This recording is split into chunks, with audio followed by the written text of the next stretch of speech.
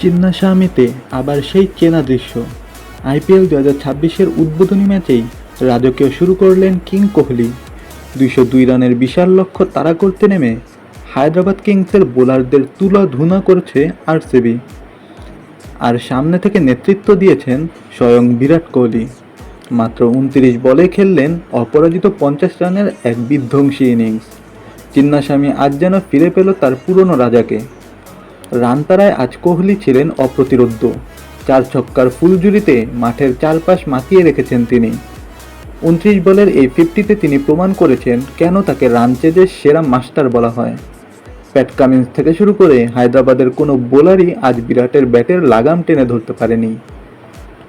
আরসিবির top order আজ যেন এক আগ্নেয়গিরি, যা মুহূর্তেই পুড়িয়ে দিচ্ছে বিপক্ষকে। 202 রানের পাহাড় সমান লক্ষ্য এখন আরসিবির কাছে খুব ছোট মনে হয়েছে। কোহলির এই 50 শুধু ইনিংসকে গতিই দেয়নি, বরং পুরো দলকে জয়ের দ্বারপ্রান্তে নিয়ে গেছে।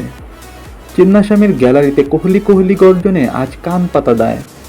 বর্তমান চ্যাম্পিয়নরা যেভাবে শুরু করেছে, সেভাবে তাদের যাত্রা আরও বহুদূর যাবে বলে মনে হচ্ছে। আপনার কি মনে হয়? আপনার মতামত কমেন্টে জানান।